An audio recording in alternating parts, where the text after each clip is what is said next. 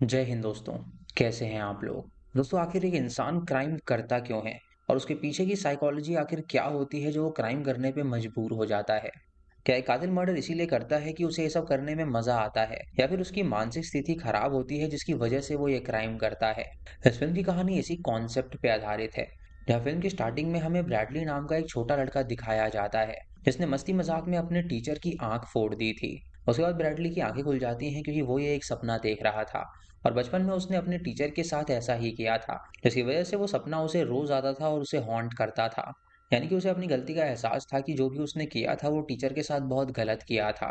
उसके बाद ब्रैडली अपनी गाड़ी में बैठता है और अपने स्टोर जाने के लिए निकल जाता है, जहाँ पर वो एक वेटर की नौकरी किया करता था। जब वहां पर पहुंचता है तो वहां पर बाकी एम्प्लॉयज भी आए हुए थे, जिनका नाम था बेंसन, जो कि वहां की साफ सफाई किया करता था, और ग्रेस और जेस जो कि उसकी तरह ही वेटर्स थे। तभी वहां पे मैनेजर आता है और उन सबको उनकी ड्यूटीज दे देता है और हम देखते हैं कि क्रिस और जेस एक दूसरे के कुछ ज्यादा ही करीब थे। उसके बाद वो मैनेजर ब्रैडली को अपने रूम में बुलाता है और उसे कहता है कि यहाँ पे सिर्फ वही उसका एक एम्प्लॉय है जो कि उसकी बात सुनता है और बाकी लोग तो उसकी बात सुनने को तैयार ही नहीं होते। वो ब्रैडली से कहता है कि दरअसल यहाँ पे एक नई ब्रांच खुलने वाली है और वो चाहता है कि वो वहाँ का मैनेजर बने, इसीलिए अगर वो अच्छे से काम करेगा तो वो उसका नाम रिकमेंड करेगा। अभी सुनकर ब्रैडली खुश हो जाता है और उसे शुक्रिया अदा करता है। और उसके बाद जब वो बाहर जाता है तो क्रिस उसके पास आके उससे पूछता है कि क्या वो मैनेजर उसके बारे में कोई बुराई कर रहा था। तो ब्रैडली उसे बताता है कि मैनेजर उसके बारे में बात ही नहीं कर रहा था। उसके बाद क्रिस जेस को छेड़ने लगता है और वो दोनों काफी ज्यादा मस्ती कर रहे थे, जिससे कि ब्रैडली को बहुत ही गुस्सा आ जाता है और वो उन्हें रुकने के लिए कहता है। और इस सुन के क्रिस उसके पास आता है और उसे बुली करने लगता है। वो उसे कहता है कि वो उसे बुली करना बंद कर देगा अगर वो 2 दिन पुराना सड़ा हुआ बर्गर खाएगा तो। और ये सुन के ब्रैडली उससे डर जाता है और वो खाने के लिए राजी हो जाता है। तभी बेंसन क्रिस से कहता है कि वो उसके साथ ऐसा ना करे, लेकिन क्रिस बेंसन से कहता है कि अगर वो बीच में आएगा तो वो उसका मुंह तोड़ देगा। और ये सुन के बेंसन काफी ज्यादा गुस्सा हो जाता है। ब्रैडली भी उसे इशारे में कहता है कि वो जो कर रहा है उसे करने दे और उसके बाद वो सड़ा हुआ बर्गर खा लेता है, जिससे कि बेंसन को और गुस्सा आ जाता है और वो तुरंत बाहर चला जाता है, जहां बाहर जाके वो पहले तो सिगरेट पीता है और उसके बाद वो अपनी गाड़ी से शॉटगन निकालता है और अंदर आके सीधा वो क्रिस को शूट कर देता है, जिससे क्रिस की मौत हो जाती है। ये देखकर जेस जोर से चिल्लाती है और मैनेजर वहां पर आता है और बेंसन से कहता है कि आखिर उसने ये क्या कर दिया। वो तुरंत वहां से भागने की कोशिश करता है ताकि वो पुलिस को कॉल कर सके, लेकिन बेंसन उस पर गन तान देता है और उसे भी शूट करके मार डालता है। जैसे देखकर चिल्लाने लगती है और बेंसन उससे कहता है कि वो बिल्कुल भी ना चिल्लाए, लेकिन जैसे अपना चिल्लाना नहीं रोकती तो वो उसे भी शूट कर देता है। ब्रैडली ये सब देखकर काफी डर गया था और बेंसन उसके पास आता है, जहां वो उस पे गन तान देता है और उसे मारने वाला होता है, लेकिन ब्रैडली उससे कहता है कि वो ऐसा ना करे। इसीलिए वो अपनी गन नीचे रख देता है और उससे कहता है कि वो उसका हाथ बटाए और उससे कहता है कि वो उसका हाथ बटाए उन लाश को ठिकाने लगाने के लिए। अब ब्रैडली उसकी बात मान लेता है और उन लाशों को ठिकाने लगा देता है और उसके कहने पर वो साफ सफाई में भी उसका हाथ बटाता है। उसके बाद बेंसन उस रेस्टोरेंट को लॉक कर देता है और ब्रैडली से कहता है कि अब वो उसके साथ चलेगा। वो ब्रैडली को अपनी गाड़ी में बैठाता है और उसे अपने साथ ले जाने लगता है, जहाँ ब्रैडली उससे पूछता है कि आखिर उसने ऐसा क्यों किया, तो वो बताता है कि उसके लिए ही उसने ये सब किया है, लेकिन वो बिल्कुल चिंता ना करे, वो लोग पकड़े नहीं जाएंगे। रेस्टोरेंट में 2 घंटे बाद कैशियर आएगी और वो देखकर जरूर समझ जाएगी कि वहां पे कोई ना कोई गड़बड़ जरूर है और वो कम से कम 5 घंटा लगाएगी पुलिस को कॉल करने में। और जब 5 घंटे बाद पुलिस यहाँ पर आएगी तो 2 घंटे उन्हें इन्वेस्टिगेशन करने में लगेंगे और तब तक वो लोग यहाँ से भाग चुके होंगे। उसके बाद वो ब्रैडली को लेकर एक रेस्टोरेंट के अंदर जाता है, जहाँ पर वो अक्सर आया करता था, और वहाँ पे एक वेट्रेस आती है जिसका नाम मार्शा होता है और वो मार्शा को ऑर्डर देता है और उसे खाना लाने के लिए कहता है, लेकिन तभी वो मार्शा से कुछ पर्सनल सवाल पूछने लगता है। वो पूछता है कि तुम कितने साल से इस डाइनिंग में काम कर रही हो, तो वो बताती है कि उसे करीब 6 साल हो गया है यहाँ पे काम करते हुए। उसके बाद वो उससे पूछता है कि उसके कितने बच्चे हैं, तो वो बताती है कि उसके 2 बच्चे हैं। उसके बाद वो उससे पूछता है कि क्या वो अपने बच्चों की परवरिश के लिए टाइम दे पाती है, तो मार्शा उसकी इस बात का कोई भी जवाब नहीं देती और वो तुरंत उसका ऑर्डर लेने के लिए चली जाती है। अब ब्रैडली बेंसन से पूछता है कि आखिर उसने ऐसा क्यों किया, तो बेंसन उससे कहता है कि अभी वो 20 साल का है और वो ये सब बातें अभी नहीं समझेगा। वो उसे ये भी कहता है कि वो जानता है कि उसके अंदर पोटेंशियल है, लेकिन वो अपने आप को काबू कर रहा था और उसको नहीं मारना चाहता था। बल्कि सच तो ये है कि उसके अंदर भी एक कातिल मौजूद है। अब खाना खाने के बाद वो दोनों वहां से निकल जाते हैं और बेंसन उसे अपने घर लेकर जाने लगता है। रास्ते में बेंसन उससे पूछता है कि आखिर वो फेल क्यों हुआ था, तो वो उसे बताता है कि वो फेल नहीं हुआ था, बल्कि स्कूल में एक एक्सीडेंट हो गया था जिसकी वजह से उसने दोबारा से क्लास ज्वाइन करी थी। उसके बाद वो बेंसन के घर पहुंचते हैं, जहां बेंसन उसे अंदर लेकर जाता है और अपनी माँ से मिलवाता है, जो कि नीचे से पैरालाइज थी और वो चल फिर नहीं सकती थी। वो अपनी माँ को खाना देता है और उससे कहता है कि वो चुपचाप ये खा ले, और ब्रैडली से कहता है कि वो यहाँ पर किसी भी सामान को हाथ ना लगाए। उसके बाद वो अंदर चला जाता है कुछ काम करने के लिए, और उसकी माँ जब ब्रैडली के कपड़ों पे खून देखती है तो वो हैरान हो जाती है और उससे पूछती है कि आखिर उसकी शर्ट इतनी लाल क्यों है। ब्रैडली उससे झूठ बोलता है कि दरअसल वो सॉस है, जो ये काम करते वक्त उसकी शर्ट पे गिर गई थी। लेकिन उसकी माँ उससे कहती है कि ये सॉस जैसा तो बिल्कुल भी नहीं लगता। ब्रैडली उससे कहता है कि अब वो सूख गया है तो उसका रंग बदल गया है, और ये सुन के बेंसन की माँ को कुछ गड़बड़ लगने लगती है। इसीलिए वो ब्रैडली से कहती है कि उसे एक ज़रूरी कॉल करना है तो वो उसे फ़ोन ला कर दे। लेकिन ब्रैडली ये करने को बिल्कुल भी तैयार नहीं था, लेकिन बार-बार उसे कहने पर वो फ़ोन लाने के लिए तैयार हो जाता है। जब वो उसे फ़ोन देने वाला होता है तो बेंसन वहाँ पर आकर उसे रोक देता है और उसे गला पकड़ के उससे कहता है कि उसने उसे मना किया था कोई भी चीज़ ना छूने के लिए। उसे बताता है कि उसकी माँ को किसी से बात करनी थी और वो फ़ोन माँग रही थी।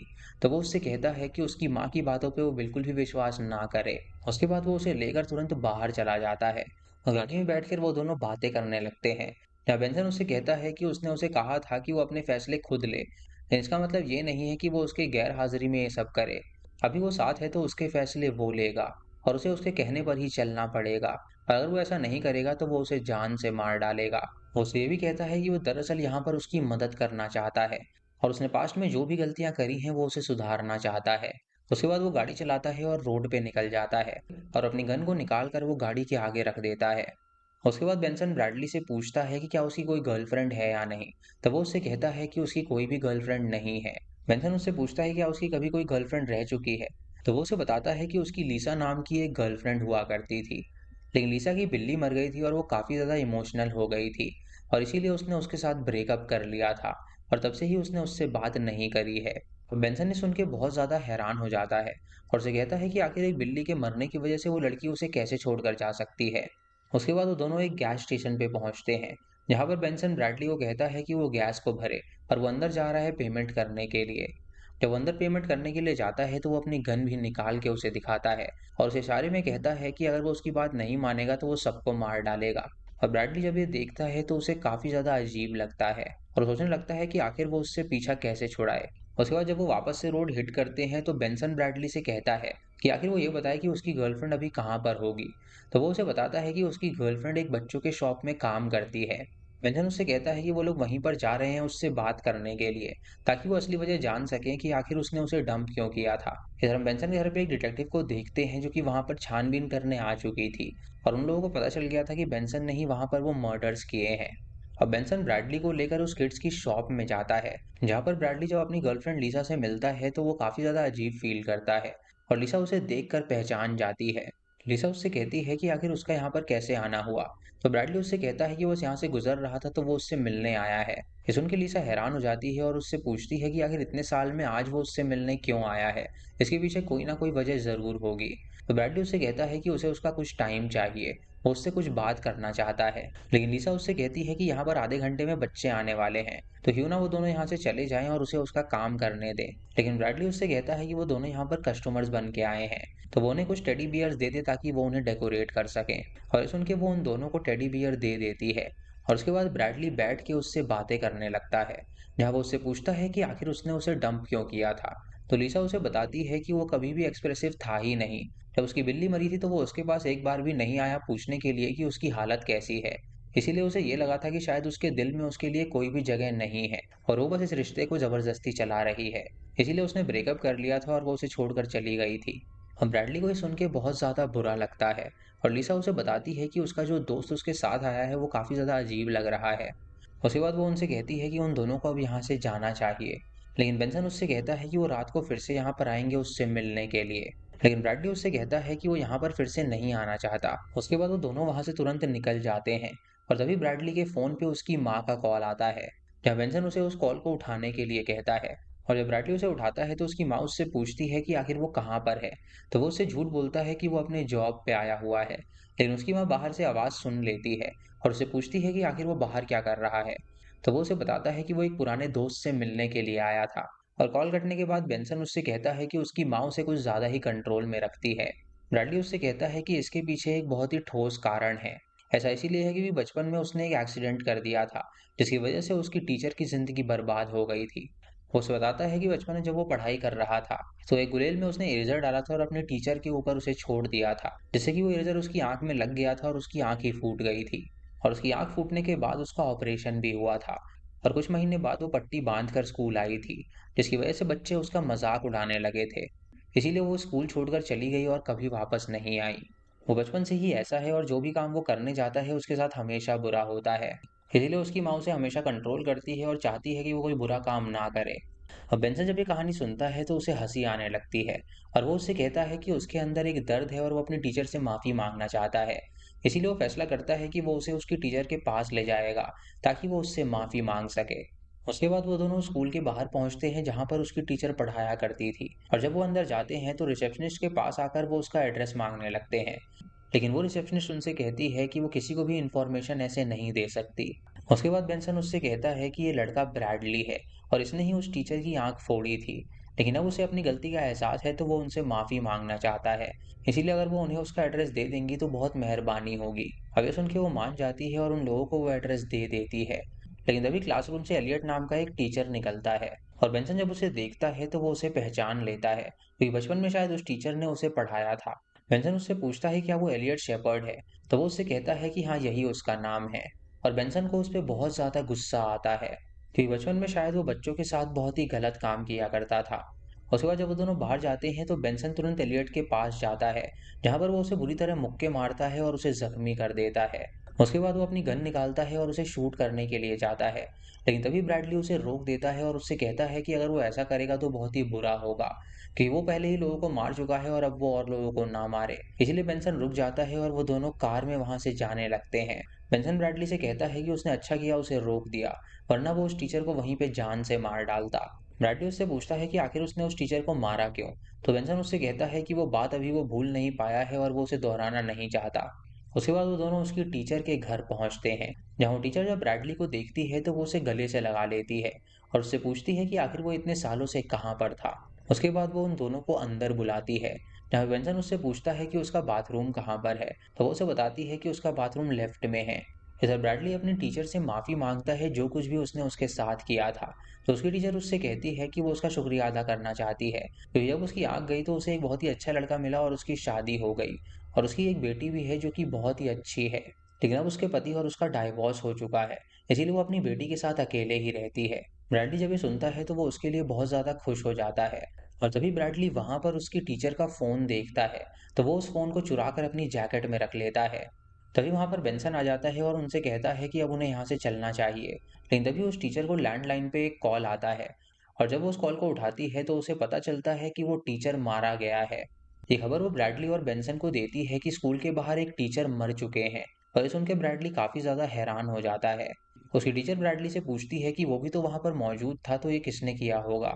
और तभी बेंसन अपने हाथ उसे दिखाता है, जिसपे जख्मों के निशान थे, और वो समझ जाती है कि उसने ही उसे मारा है। इसीलिए वो अपनी गन उस पे तान देता है उस टीचर को मारने के लिए। लेकिन ब्रैडली उसे रोक देता है और उससे कहता है कि वो ऐसा ना करे।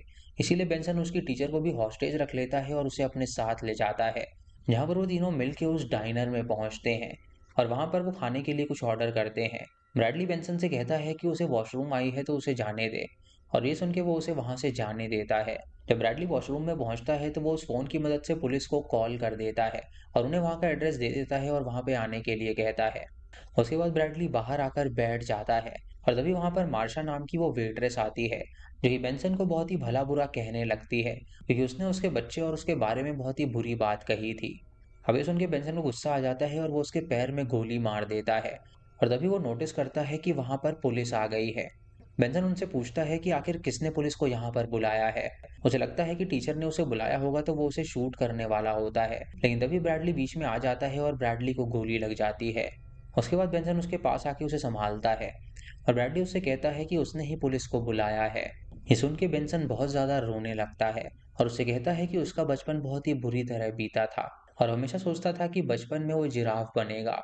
और तो सपना पूरा नहीं हो पाया, लेकिन अब वो पूरा होकर रहेगा। वो बाहर जाता है जहां पर पुलिस वाले उसे शूट कर देते हैं, जिससे उसकी मौत हो जाती है। और ब्रैडली अपने टीचर और उन लोगों को बचाने में कामयाब हो गया था। उसके बाद हमें कुछ दिनों बाद की कहानी दिखाई जाती है, जहाँ पर हम ब्रैडली को देखते हैं जो कि अपनी टीचर की बेटी के साथ खेल रहा था। और दरअसल वो उसकी बेबी सिटिंग करने के लिए आया करता था। उसके बाद उसकी टीचर जब वहाँ पर आती है तो वो उसे अलविदा कहती है और उसका शुक्रिया अदा करती है उस दिन उसकी जान बचाने के लिए। उसके बाद ब्रैडली वहाँ से चला जाता है और इसी के साथ ये मूवी यहीं पर खत्म हो जाती है। तो दोस्तों ये थी इस फ़िल्म की कहानी। यहाँ पे इसमें ये दिखाया गया है कि कौन-सा इंसान कब क्राइम कर दे किसी को कुछ भी नहीं पता। क्योंकि कुछ इंसान अपनी रोज़ाना ज़िंदगी में काफ़ी ज़्यादा फ्रस्ट्रेटेड होते हैं और फ्रस्ट्रेशन उनका कैसे निकलता है इस फ़िल्म में ये दिखाया गया है। आपको ये फ़िल्म कैसी लगी आप हमें कमेंट सेक्शन में ज़रूर बताइएगा। और चैनल पे नए हैं तो इसे सब्सक्राइब करें और बेल आइकन दबाएँ नोटिफ़िकेशंस के लिए। और दोस्तों वीडियो को लाइक और शेयर करना बिल्कुल मत भूलिएगा। तो मैं मिलता हूँ आपको अगली वीडियो में। तब तक के लिए जय हिंद।